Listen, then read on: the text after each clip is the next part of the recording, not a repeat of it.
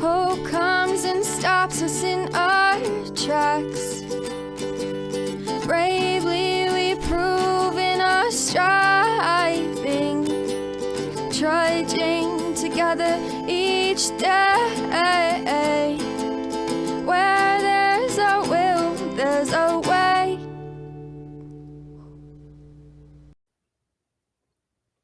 Good morning, everybody. Facebook is running extremely slow here. All right. Morning, David. Good to see you.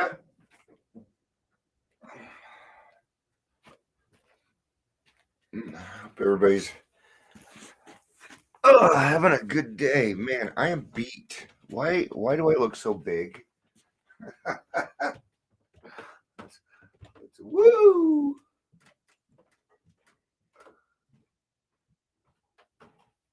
There we go. Okay. I had a big old head. There we go. That's better. It was like whoosh. Was there. So hope everybody had a good weekend. I'm beat, man. I'm beat. I may even take the day off. So a lot of running around and spring cleaning. I've been moving a lot of stuff, getting the basement set up, and my brother-in-law are working on the house this spring and summer. So we're getting things prepared for that, and I'm out of shape, but progress, right? I mean, even a month ago, I was having a hard time with my sleeping, and that's gotten better. And see how this is all about improvement and moving forward and doing things, and then going back out and displaying those things for others to see, right? Yesterday I put out a post, and it's just a reminder to me that I'm not allowed to have my own opinion.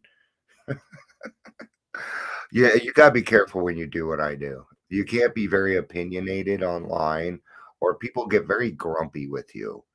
And I put out a joke. It said, "You're a month sober, and now you want to be a drug and alcohol counselor," and people got offended by it.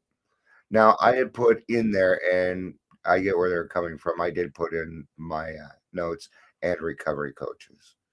Um, but I'm sorry, but I don't think the recovery coaches should be. I don't think recovery coaches. You got to have at least a year, man. I'm sorry, and it's for good reasons, man. It is for good reasons. Okay, you cannot help somebody. You can't pour from a full cup, man. Period. Now I do understand where they were coming from because they are my friends, man. Right, and what there is, so it depends on what you think a recovery coach is, or otherwise the whole argument is moot because some people have a different thought on what recovery coaching is than others. Let me tell you what a recovery coach is. They are a resource, and that is all they're supposed to be. That's it. You get taught basic counseling 101. And even then, they don't really teach you any. They teach any moves, man. All right. I was bored in recovery coach class. David said, a lot of stress. Talking past, I think that's very stressful and exhausting. Yeah. Yeah. Yesterday, yeah, for sure. You're correct, David. That was a lot for me. And but I needed it. I needed it myself too. I needed all that off my chest. Um, so here's the thing: if we were just sticking to resources, then yeah, anybody can be a recovery coach. Fuck, go for it. But that's not what happens. That's not what happens. So therefore, it's all moot because what happens is you go to recovery coach class and you say, they say we are open to all pathways of recovery. Okay. Which I find extremely dangerous. Okay. And here's why. I get being open to all pathways. I understand that because I am. Okay. I am open to them. That doesn't mean I fucking agree with them or think that they should be around. Okay. What happens is people come in, they get this, they get this. All right. I'm gonna burn this thing. This is a $450 piece of crap, is what it is. I could actually make that up and probably do more. But I don't know if you guys have noticed, but I don't pronounce myself as a recovery coach anymore because I did some digging on it and I started asking professionals, what do you like about us? And what they like about recovery coaches is that we can help when no one else can. What do you not like about recovery coaches? And here is the biggest answer: because they haven't grown up.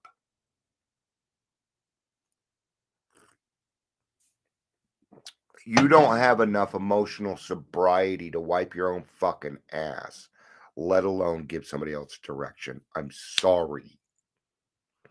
The other danger on that is that a lot of these people go out and they make up their own pathway to recovery.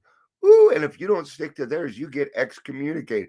Is that a recovery coach? Not even fucking close. Okay. So it really depends.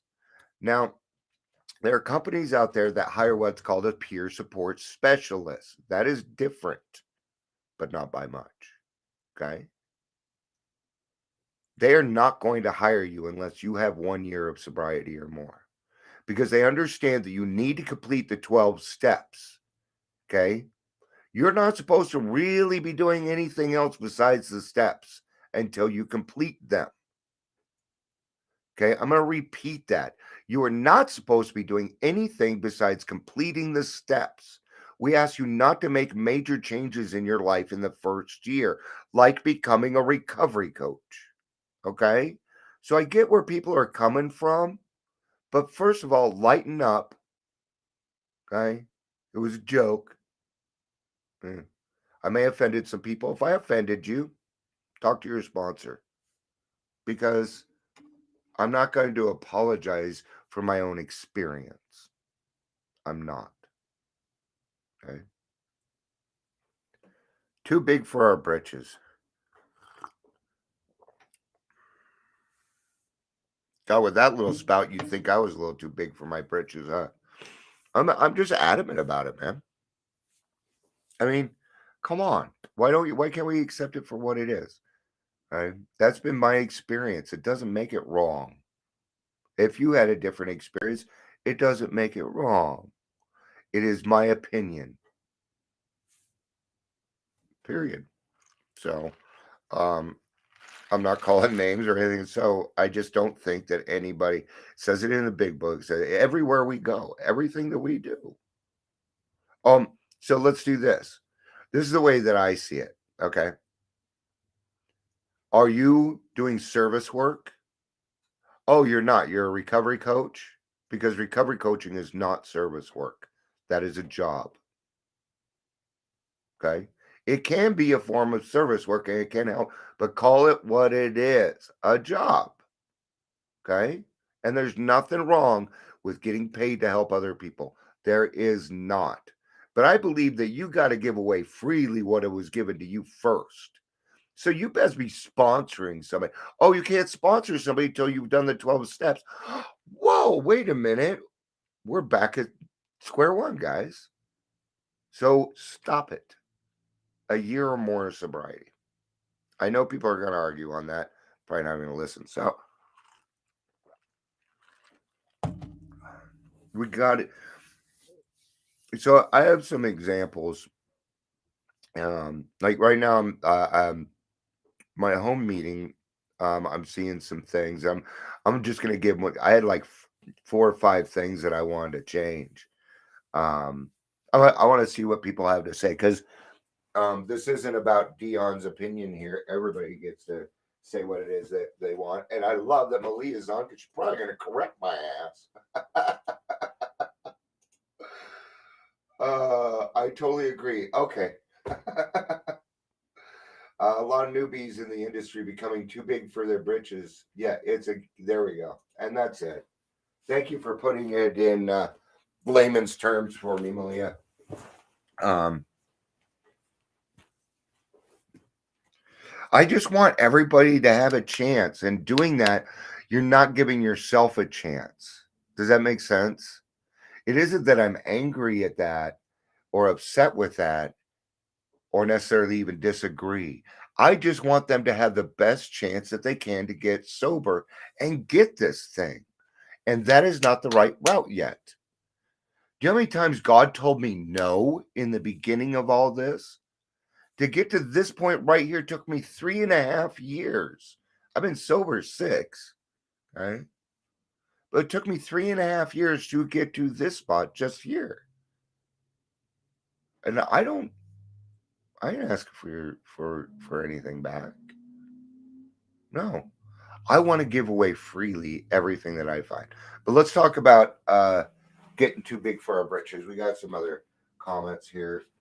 Oh, I'm a state certified. Uh, I'm state certified peer and family specialist, and I do service work. I do both. Absolutely. It says Facebook user, um, and that's it. That is it. You hit it on the nail. I think that you have to have a nice balance of both, man. Right now, I'm at where I'm working with sponsees. I don't really have.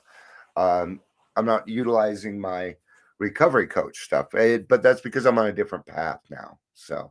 Um, so, but having both of those and being a peer specialist at like Mental Health Corporation at Denver, you guys, I worked my butt off so that we could be working at detoxes, and they're taking peer specialists at detoxes now. Okay, that's open now. I am not against peer support specialists. I'm not against recovery coaching at all. No, I think we belong in a lot of places, but first we need to grow up. Let's get too big. Let's get too big for britches. That's too much of a, I don't want to. I don't want to start a fight either. I want to see who this is. Lori. All right.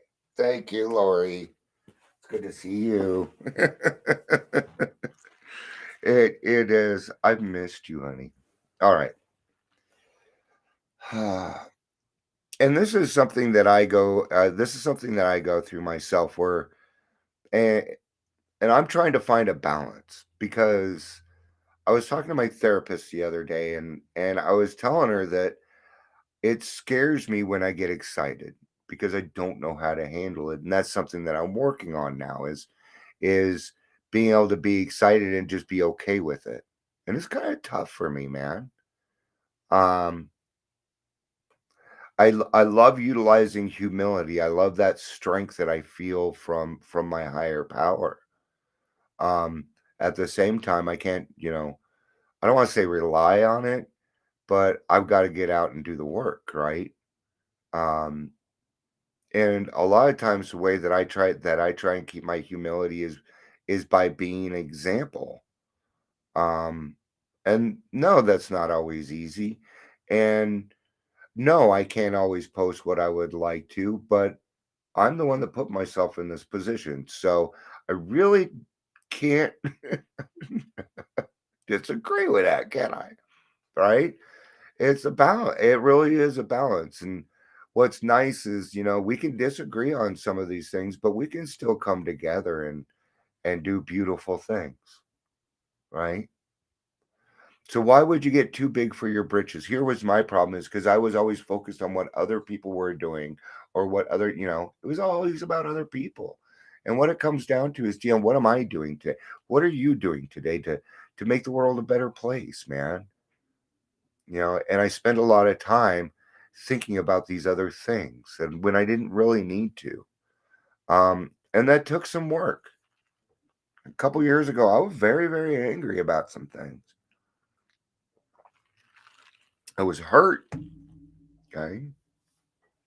But I allowed myself to be that way.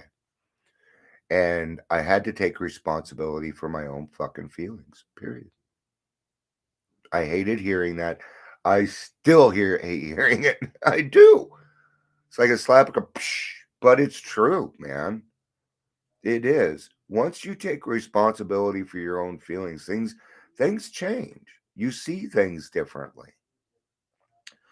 Um, we had a group conscious yesterday, and I wasn't able to make it because I was doing the speaker thing. So I'd written a couple of things I'd like to see um, to our GSR. Not only did they not bring any of them up, I mean, one of them was just I suggested that we do the 7th step separate and not at the beginning of the meeting. So we bring in a little bit more money, and the answer was we don't need more money. Our GSR is getting too big for his britches, man.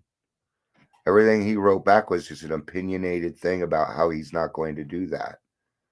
Okay. I'm going to be going to our group conscious next month, and I'm going to be bringing it all up. It still goes under vote. No one person controls it. And yes, we do need more money in that home group so that we can send more money to all of our other places, like World Services and God, why did I just forget every single service center? Central office. Thank you. Central office can always use more money. Fine, if the group doesn't need the money, then that can go over there. They're not they're not thinking of the group. He's thinking only of himself. And I kind of get why. I'm going to tell you why he would feel this way, because I get this. It is a Zoom group. A lot of them have gone, and they've gone, groups gone woo, woo, woo, woo. But he's always been there and been consistent since the beginning, so he feels like it's his group. I get that. When you have the same people chairing and hosting and doing all the same stuff, after a while, they begin to feel like they own that because everybody else is not doing anything. So I'm sorry, that works on both sides. You got a chair. Even if it's a Zoom meeting, man, you got to get your ass out there and do service work. Start doing some chairing. Take a look at things that are going on, right? So I think getting too big for our britches has a lot to do with our level of humility and our serenity. I think it has a lot to do with our attitude. I'm feeling like the last couple of days I've been feeling like, man, I feel like I can get a lot accomplished now. And I'm feeling very forward momenty-y, if that makes any sense. I just want to move forward right now. And that's what I've been doing. I just stopped letting the squirrels play and doing whatever the fuck they wanted. And I had to go out there and start doing God's work for free. Right. I absolutely believe in that. And it makes me for I don't want to say it makes me for a bad businessman, because I'm not talking that way to myself anymore. Anything negative towards me, I'm not with it anymore. And I know this can be done, but I'm opening up a recovery club, and I want all the services to be free. If you come in there and you have an addiction to something, we're going to help you out. I don't care what it is. Hey, dear, I'm just not feeling safe out on the streets. And here's a cup of coffee. Go sit down, man. Play some Risk with somebody or something, or some cards. Go talk to that guy over there. Sweep up the floor. Be a part of it. Okay. Now, my recovery club is not going to be determined by things that I make up and bring in my own stuff. No, no, no, no. That's not my job. Mm-mm. I've asked other people to help me, and if you're wanting recovery, then come there. We're gonna have all the sorts of different groups. So it's hard to explain because the government pays for it. But Kalamazoo, Michigan, I mean, they have got Michigan is just beating the crap out of everybody when it comes. Their success rate is phenomenal right now. Okay, if you like, I would saw somebody post something. I have a friend in Michigan. They're saying that there's no room in the treatment centers, and I know for a fact that's not true. It takes like 10 minutes to get into treatment in Michigan. Huh. See, if the treatment centers would work with us, we wouldn't need a bridge the gap program, would we? No, we sure the hell wouldn't. So, but that's opinionated stuff. So let's kind of see what everybody else had to say, and they'll do some wrapping up. Watch the miracles happen when you give freely. That's it. Yeah, I had some cool people on today that I don't usually have on. Malia and Lori. It was both to have you not have you here. Sorry, I was reading at the same time, and of course we got David. It's good to see you.